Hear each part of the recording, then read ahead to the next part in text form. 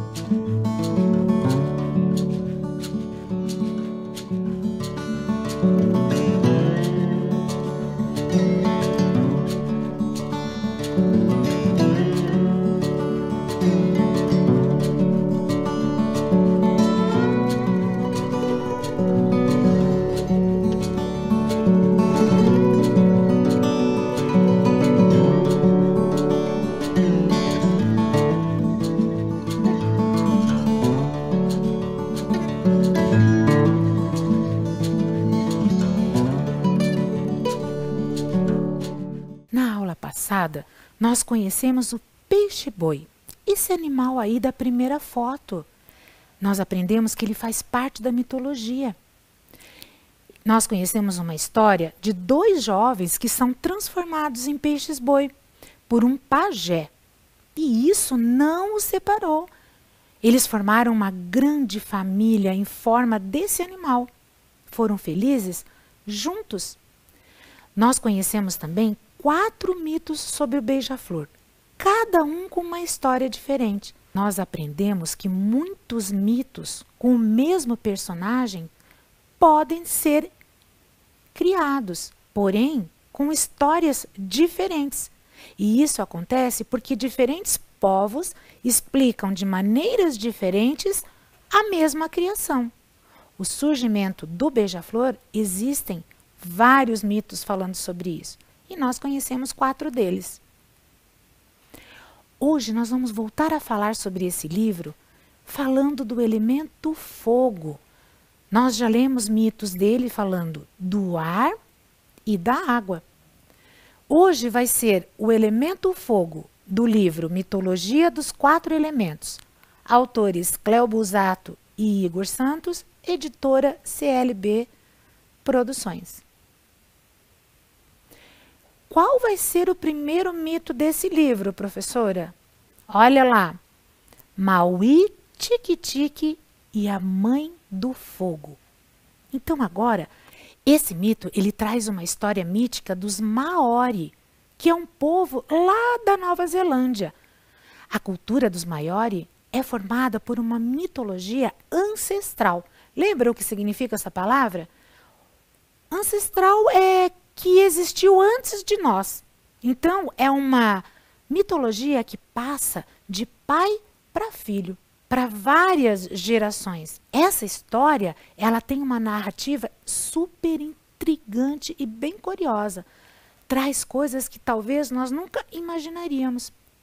Ele conta que esse povo chegou à Nova Zelândia há 1000 anos atrás, vindo de uma terra mítica chamada Awaiki.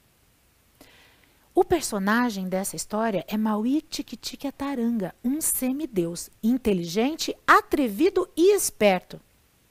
Uma das suas façanhas é descrita nesse mito. Vamos ver o que ele aprontou? Prestem atenção. Maui Tique-Tique e a Mãe do Fogo. Maui Tique-Tique Ataranga adorava brincar com fogo e vê-lo queimar.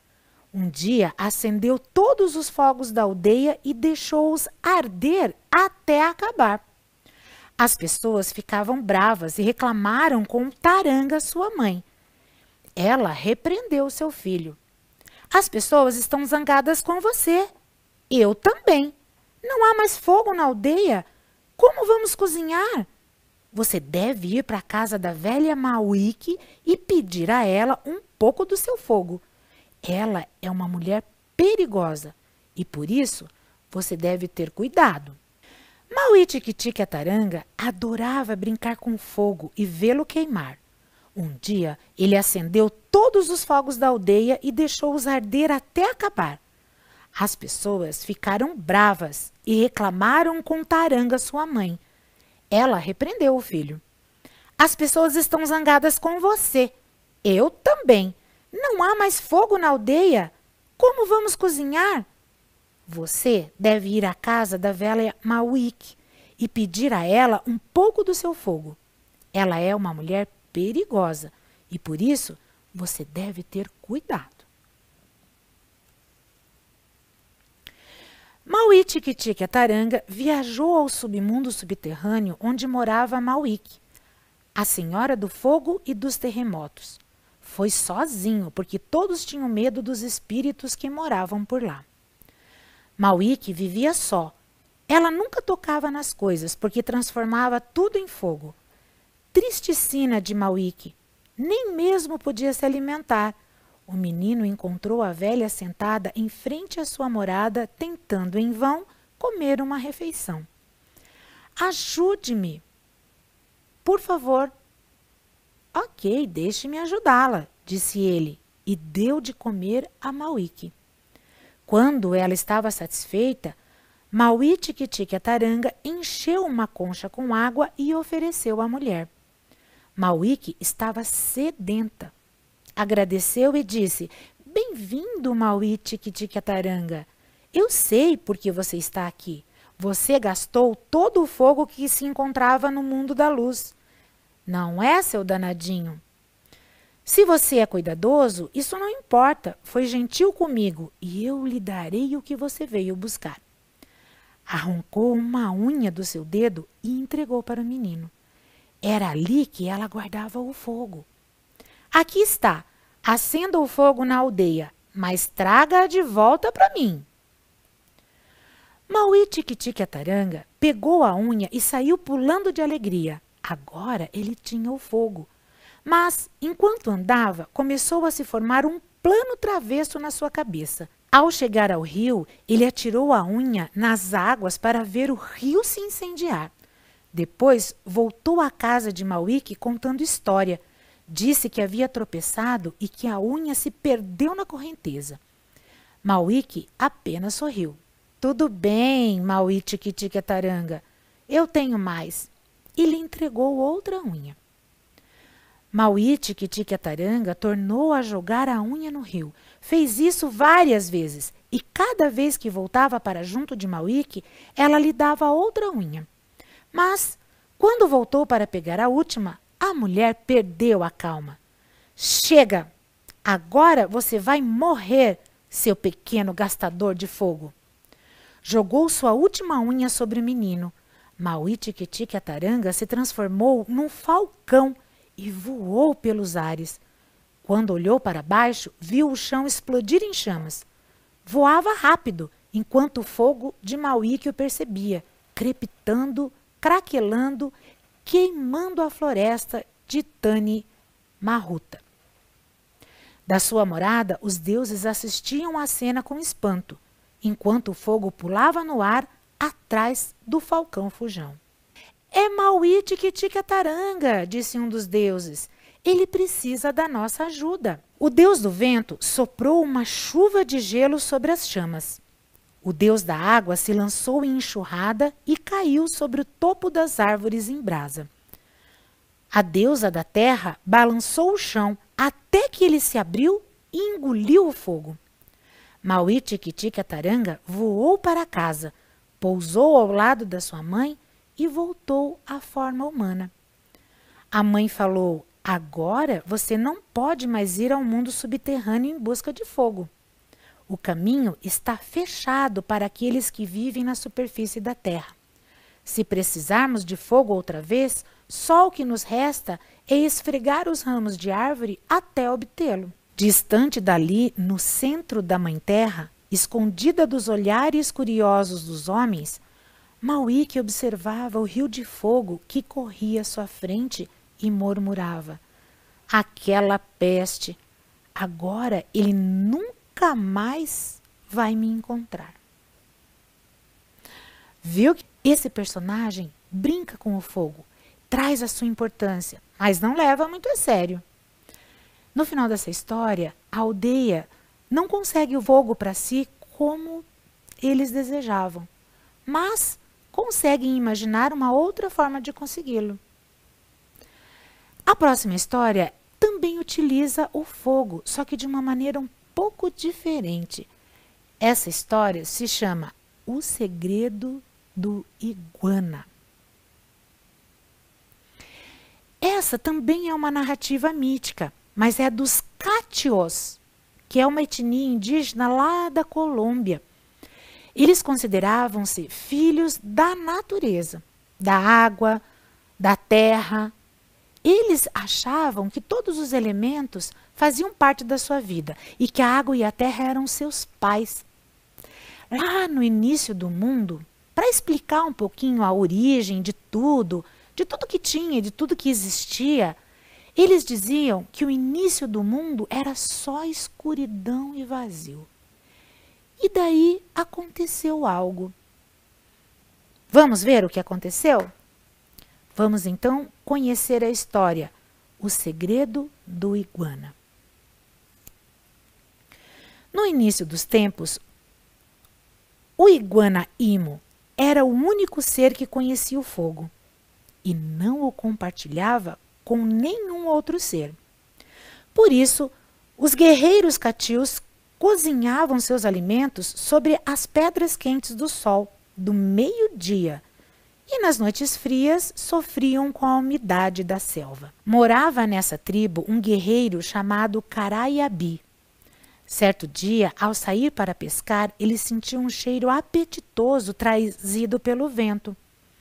Seguindo o cheiro, chegou às margens do rio, onde viu o iguana assando um pescado sobre um fogo em paus secos.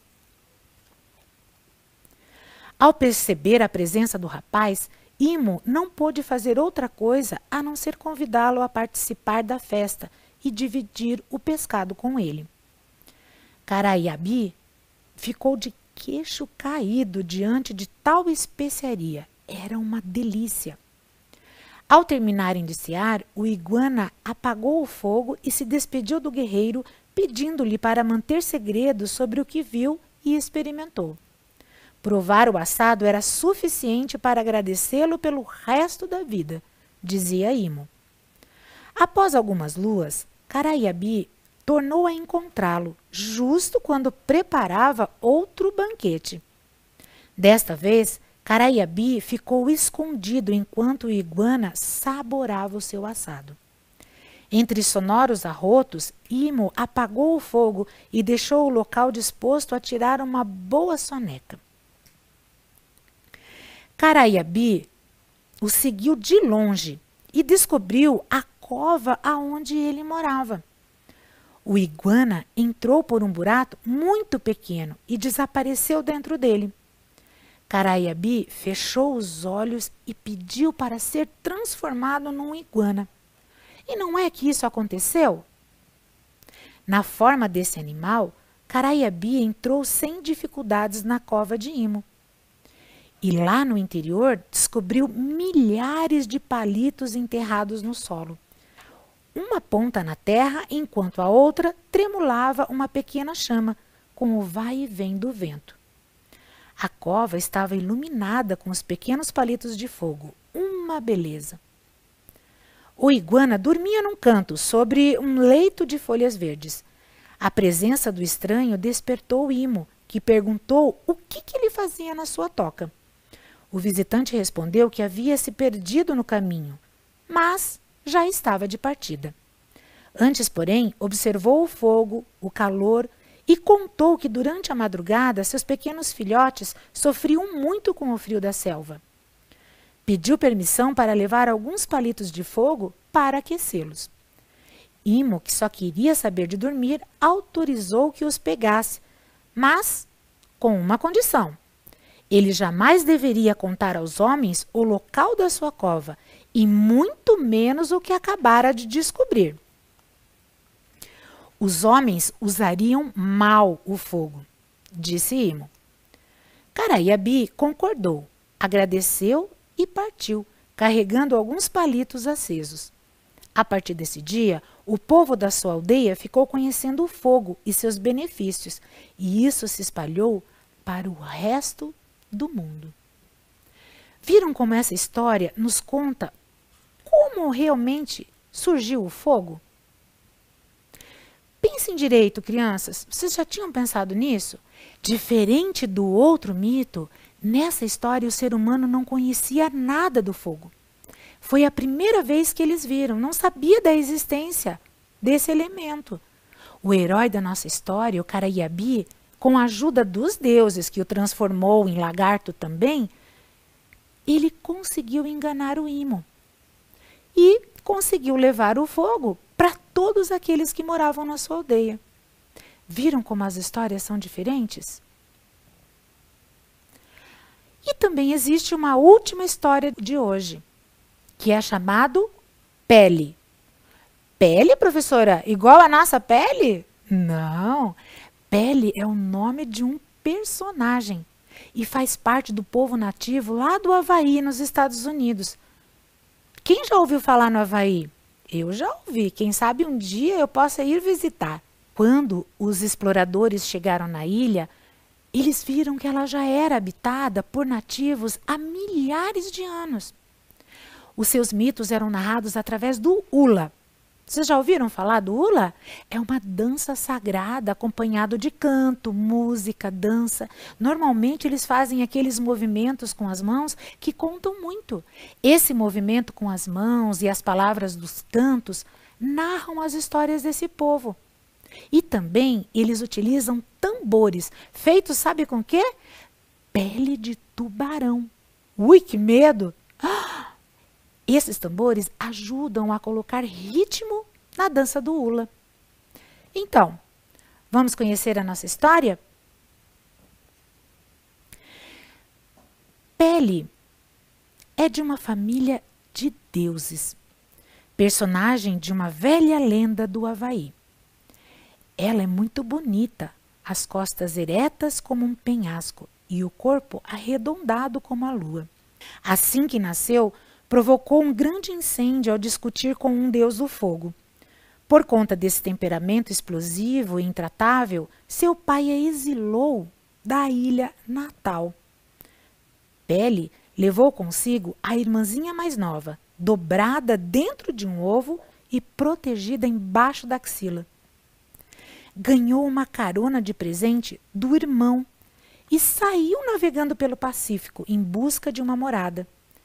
Seus irmãos, que eram bons remadores, foram com ela. Sua irmã mais velha, a deusa do mar, a levou para longe. Navegaram entre as ilhas habitadas por deuses guiados por cardumes coloridos. Enfim, seus irmãos já tinham escolhido uma ilha para morar, mas Pele continuava a buscar a sua. Não era bem sucedida porque só encontrava água, elemento hostil à sua natureza ardente. Um dia ela avistou uma montanha, com o pico escondido por uma névoa esfumaçada. Ali estava o seu lar. Batizou a ilha de Havaí e a montanha de Kilauea. Fez da cratera dessa montanha a sua casa e colocou seu fogo dentro dela. Transformou-se na deusa do vulcão, na mãe das erupções. Certa noite, Pele caiu num sono profundo e seu espírito deixou o seu corpo, seguindo o som do Yuli Apuli, até chegar à ilha de Kauai, onde as pessoas dançavam o hula. Lá, a deusa assumiu a forma de uma bela mulher e ganhou o amor do chefe Loial. Os dois se enamoravam e ficaram juntos por 3 dias. Antes de voltar para casa, Pele pediu que ele aguardasse, pois ela enviaria um mensageiro para conduzi-lo até a montanha onde morava. Para essa missão, Pele precisava de alguém confiável, que fosse corajoso o suficiente para enfrentar os perigos que a viagem oferecia, e que não eram poucos. Sua irmã Yaka, a preferida da deusa, a irmã leal, a protetora das dançarinas de hula, aquela que carregava as nuvens, se ofereceu para a viagem. A condição era que Pele protegesse sua amiga Opi e seus bosques sagrados, onde passava os dias dançando com os espíritos da floresta. Pele concordou. Insistiu à irmã para que voltasse em 40 dias e não se engraçasse pelo seu namorado. O guardião das matas de Samambaias foi enviado como acompanhante de Iaca. E durante o percurso, uma mulher de pele clara se juntou a eles. A jornada foi cheia de aventuras, duelos com demônios das florestas, provocações. Ao chegar na ilha, Iaca encontrou o rapaz morto de tanta saudade de Pele. Iaca cantou e orou sobre o corpo inerte até vê-lo voltar à vida. Estes imprevistos tomaram tempo e o grupo não conseguia retornar no prazo estabelecido por Pele. A deusa, que aguardava ansiosa pelo retorno da irmã com o amado, supôs que ela tivesse traído e ficado na ilha dele. Teve um ataque de raiva e de ciúmes. Enfurecida, destruiu a floresta sagrada de Iaca e transformou sua amiga em pedra. Quando a irmã voltou, nem podia acreditar no que via, a floresta devastada pelo fogo e a amiga morta. Como resposta à atitude intempestiva da irmã, Iaca seduziu Loial, envolvendo-o com seus braços amorosos. Diante dessa cena, Pele atirou lavas de vulcão sobre o casal. Loial morreu, mas Iaca o trouxe à vida pela segunda vez. Dizem que após lamentar seu engano, Pele deixou que o jovem escolhesse com quem gostaria de ficar. Uns dizem que ele ficou com Iaca, outros dizem que ele ficou com a Pele. Alguns dizem que ficou com as duas, e há quem diga que ele voltou sozinho para casa. Essa mitologia, essa história, ela traz muitos elementos. Ela fala da família dos deuses, fala da fúria, da amizade, dos amores, fala de destruição, morte, vida. Olha quanta coisa! Os elementos que transformam esse mito numa história são cheios de perigos, alegrias, tristezas e até incertezas. Afinal de contas, nós não sabemos, no final da história, quem Loial escolheu dessas duas irmãs, ou mesmo se ele não escolheu ninguém e ficou sozinho. Cabe a cada um de vocês imaginar qual é o final desse nosso personagem Loial. Quanta coisa, né? Vamos para a nossa atividade de hoje? Hoje, nós vamos ligar os nomes dos personagens e depois encontrá-los no caça-palavra ao lado. Então, nós temos ali 3 imagens e 3 nomes. Eu vou dar um tempinho para vocês pensarem nisso.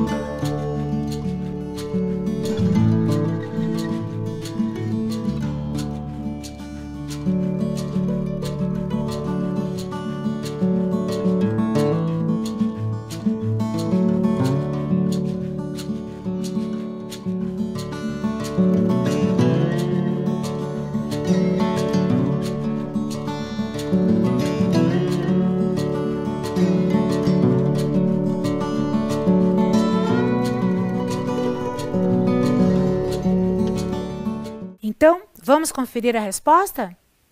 Vejam lá. A primeira imagem, quem você acha que é? Isso mesmo, é a mãe do fogo.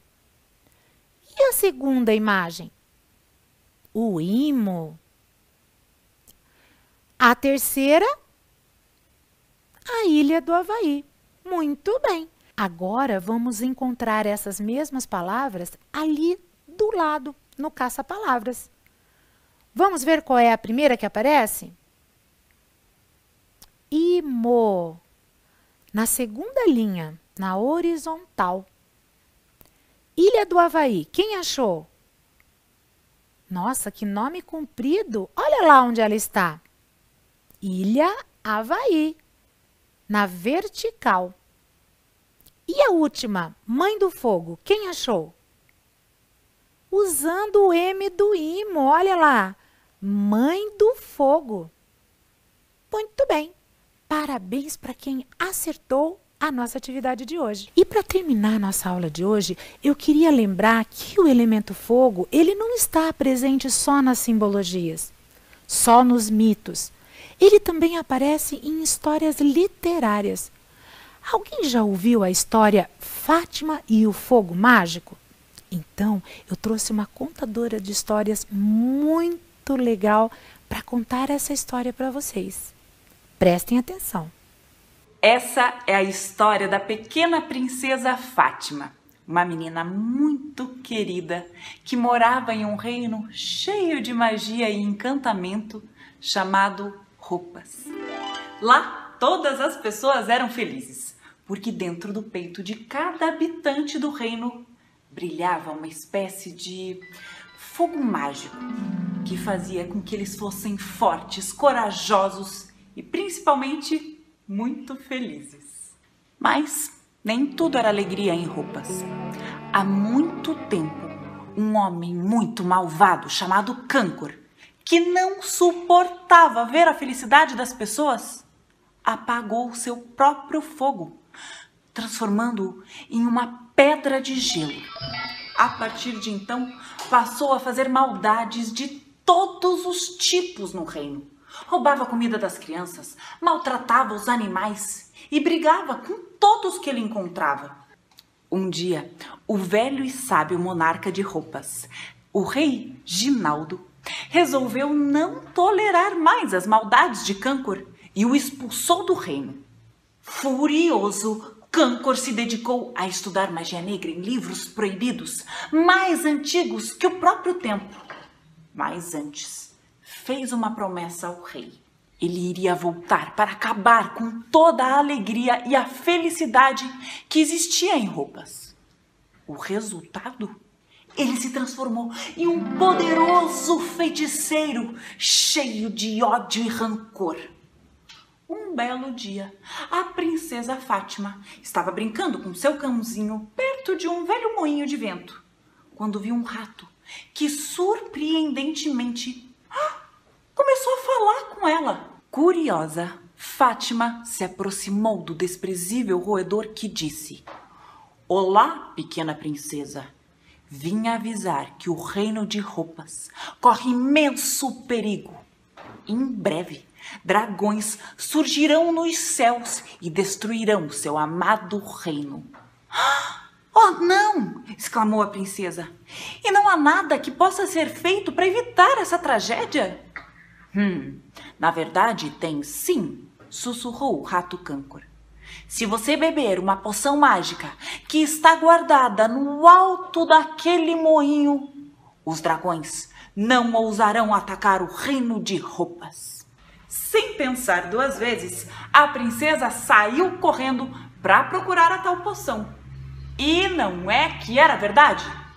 Dentro do moinho, Fátima encontrou um frasco com um misterioso líquido que ela bebeu de uma só vez. Porém, para sua surpresa, o rato se transformou em Câncor, que soltou uma sinistra gargalhada e disse: "Garota tola, você acreditou na história dos dragões? Na verdade, você acabou de beber uma poção que vai apagar o seu fogo mágico. Em breve você será como eu, sombria, triste e vingativa." Quase que imediatamente, a princesa sentiu um vazio imenso em seu peito. O seu fogo mágico, que era intenso e brilhante, se transformou em uma pequena chama acinzentada, deixando a menina pálida e muito fraca. Dias depois, o rei Ginaldo estava inconsolável. Fátima não saía da cama, não se alimentava e nem falava. Foi quando Aruk, um duende muito sabido, ficou sabendo da história, fez uma visita ao rei e falou: "Não desista, meu rei. Para todo mal há uma cura. O fogo mágico da princesa pode voltar a brilhar. Mas para isso é preciso encontrar uma pessoa especial, a única cuja chama poderá curar a sua Fátima." Imediatamente, Ginaldo reuniu seus soldados e saiu batendo de porta em porta procurando o Salvador. Mas foi em vão.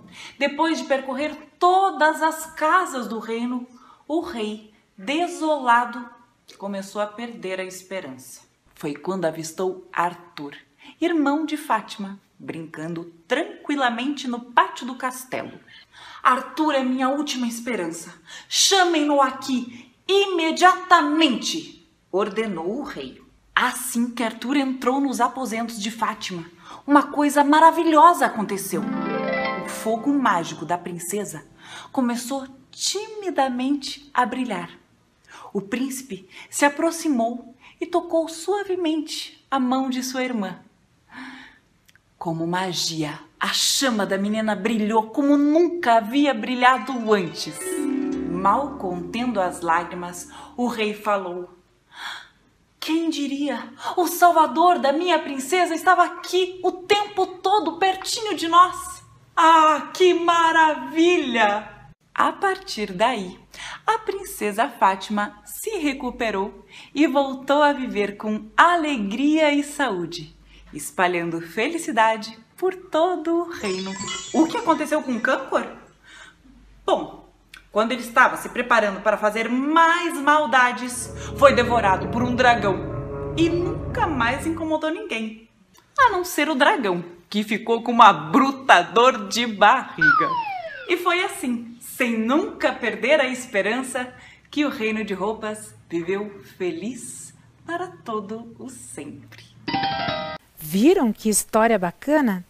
Viram como o fogo realmente pode ser um personagem de uma história?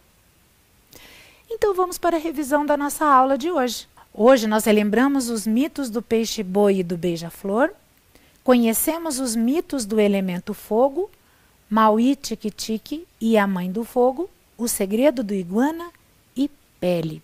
Chegamos no final, crianças, lembrando de todas essas dicas que nós damos para vocês. Hoje eu trouxe uma bonequinha diferente.